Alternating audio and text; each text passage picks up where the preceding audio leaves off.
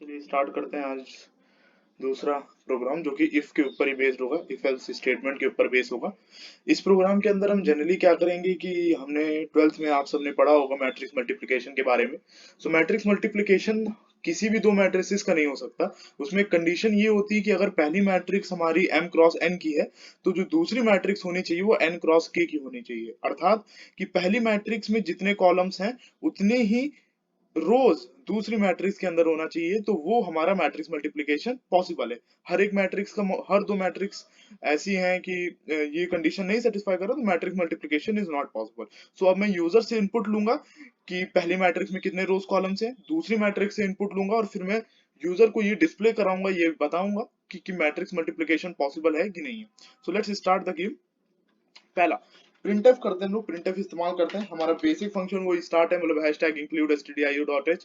Printf stdio.h के अंदर आ रहा है। फिर इंट मेन जो कि इन एक इनबिल्ड फंक्शन है सी कंपाइलर का, वो ऑलरेडी इंक्लूड होता है, रिटर्न जीरो करा जाता है। कारण कि अगर ये कोई फंक्शन है, यहाँ पे हमने पिछले लेक्चर्स में बात किया है, क्योंकि यहाँ पे मैंने एक ऐसा फंक्शन बनाया है जो कि एक रिटर्न वैल्यू एक्सपेक्ट कर रहा है, क्योंकि इंट है। अगर हम कोई रिटर्न वैल्यू नहीं देना था तो उसके लिए वॉइड का इस्तेमाल करते, वॉइड फंक्शन का।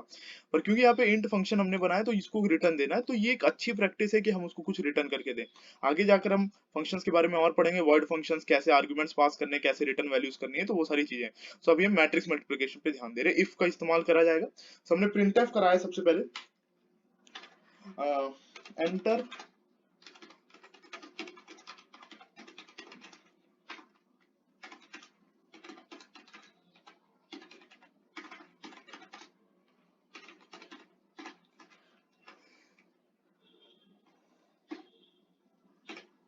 सो हमने सबसे पहले ये प्रिंटफ करा दिया, हमने सबसे पहले ये प्रिंट करा दिया कि enter rows and columns of your first matrix. अब यहाँ पे हम क्या करेंगे कि चार वेरिएबल्स डिक्लेयर करेंगे जिसके अंदर हम अपने रोज कॉलम्स पहले की और दूसरे मैट्रिक्स के जाकर स्टोर करेंगे, तो उसके लिए चार वेरिएबल्स की रिक्वायरमेंट होगी। तो चार वेरिएबल्स में से हमने सबसे पहले बोला, लेट अस सपोज हमने किया int a, b, c, d। इस तरीके से हमने किया। अब ए और बी स्टोर करेंगे रो और कॉलम्स ऑफ मैट्रिक्स वन, और सी ए डी कंसेक्यूटिव उसी तरीके से दूसरे मैट्रिक्स के लिए स्टोरिंग करेगा। सो अब हमने यहाँ पे enter rows and columns of your first matrix किया। यहाँ पे हमने फिर से प्रिंट क्या किया, यहाँ पे हमने बैक स्लैश एन लगाया है जिससे न्यू लाइन में आए हमारी अगले प्रिंट के स्टेटमेंट। सो प्रिंट इसके अंदर लगाया, इसके अंदर लिखा rows, rows of your first matrix. यहाँ पे हमने दिया back slash t. Back slash t मतलब एक टैब का डिस्टेंस आ जाएगा। यहाँ पे हमने सेमीकोलन लगाया, ऊपर भी मिस हो गया था, सेमीकोलन लगाइएगा जिससे टर्मिनेट हो जाए ये स्टेटमेंट। ठीक है, अब इसके बाद हमने यहाँ पे स्कैनफ का लिया जो कि हमारा एक इनपुट यूजर से लेने के लिए एक फंक्शन बनाया गया है stdio.h। तो स्कैनफ के अंदर हमने पास करा दिया दैट इज %d, और हमने एड्रेस दे दिया वेरिएबल a का, तो एम्परसैंड a कर दिया, एम्परसैंड a कर दिया इस तरीके से। अब इसी इन दोनों स्टेटमेंट्स को मैंने कॉपी कर लिया कंट्रोल सी के साथ, और यहाँ पे मैंने रोज के बदले कॉलम्स चेंज कर दिया और इसको स्टोर कर दिया बी के अंदर। ठीक है, सिमिलरली अब मैंने प्रिंटफ का इस्तेमाल किया और दूसरी मैट्रिक्स के लिए रोज और कॉलम्स हम इनपुट करवाएंगे यूजर से। कंट्रोल वी के साथ enter rows and columns of your second matrix. User से इनपुट कराया और फिर से मैंने ये सारी चीजें को कॉपी कर दिया कंट्रोल सी के साथ, कंट्रोल वी। अगर आपको ये जो हमारा इंटरफेस है इसको बड़ा करना है तो आप क्या करिए, कंट्रोल और स्क्रॉल बार करिए तो आपको बड़ा और मिनिमाइज और जैसा आपको चाहिए वैसे साइज मिल जाएगा। Not a big deal. इसमें प्रोग्रामिंग में है कि सॉफ्ट रैप है, अभी आगे जाकर हम देखेंगे बहुत सारे एडिटर्स में सॉफ्ट रैप करना पड़ता है, तो यहाँ पे तो पहले से ही इनेबल्ड है। ठीक है, हमने ऐसा कर लिया। इसके बाद थोड़ा सा बड़ा कर लेते हैं। सो इसके अंदर स्टोर करा दिया। अब मैंने प्रिंट कराया रोज, इसको मैं स्टोर करूंगा सी के अंदर और इसको स्टोर करूंगा मैं डी के अंदर।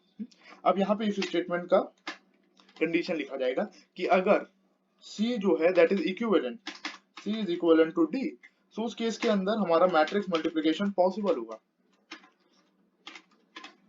प्रिंट कराएंगे मैट्रिक्स मल्टीप्लिकेशन इज पॉसिबल।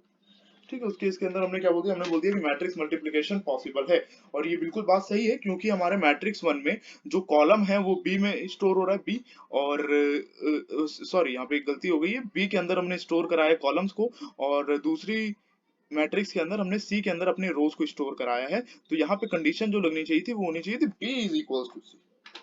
और ये जो हमने डबल इक्वल्स लगाया that is basically called as equality operator.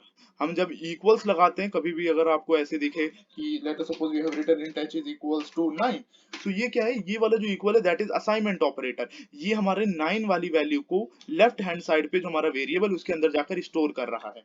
पर यहाँ पे हमने क्या किया, डबल इक्वल लगा के इक्वालिटी इक्वल इक्वल टेस्ट कर रहे हैं। This is basically termed as equality operator. Comment कर सकते हैं यहाँ पे इक्वालिटी ऑपरेटर। ये इक्वालिटी ऑपरेटर के इस्तेमाल से हमने इन दोनों को कंपेयर किया कि पहली मैट्रिक्स के जो रो कॉलम्स हैं अगर वो दूसरी मैट्रिक्स की रोज के बराबर हुआ तो मैट्रिक्स मल्टीप्लिकेशन पॉसिबल है। एल्स हम कर सकते हैं printf matrix multiplication is not possible. Copy कर लेते हैं, matrix multiplication is not possible.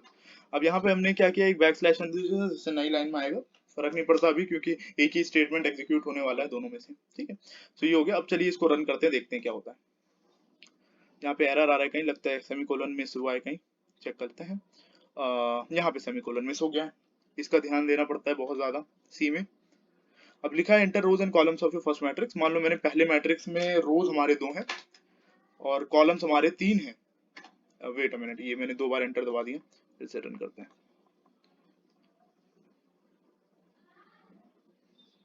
Enter rows and columns of first matrix. Let's suppose पहले मैट्रिक्स के अंदर रोज हमारे 2 हैं और कॉलम्स हमारे 3 हैं।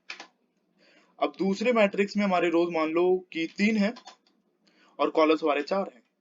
सो इससे क्या होगा कि जो पहले मैट्रिक्स के कॉलम्स और दूसरे मैट्रिक्स के रो हैं दोनों बराबर है, तो हमें आउटपुट क्या मिलना चाहिए, हमें आउटपुट मिलना चाहिए कि हाँ of course matrix multiplication is possible. Let's check, matrix multiplication is possible, same is the case. अगर हम फिर से रन करते हैं, इस बार सेम नहीं करते हैं, अलग अलग चीज करते हैं। लेट अस सपोज इसमें 2 हैं, पहली मैट्रिक्स के रोज जो हैं वो 2 हैं,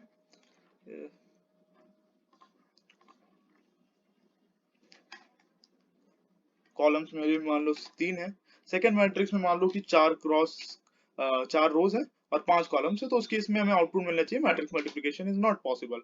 सो हमें वही आउटपुट मिल रहा है जो हमने एक्सपेक्ट किया, that matrix multiplication is not possible. अगर हमें ये बताना है कि अगर मैट्रिक्स मल्टीप्लिकेशन पॉसिबल है तो कितने की मैट्रिक्स बनेगी वो भी बताया जा सकता है बाय सिंपली, वो हम अगले वीडियो में आपको अच्छे से बताएंगे। उसमें 2-3 फॉर्मेट स्पेसिफायर्स को एक प्रिंटफ स्टेटमेंट के अंदर के बारे में बताएंगे। Please subscribe the channel and like and share it. Thank you.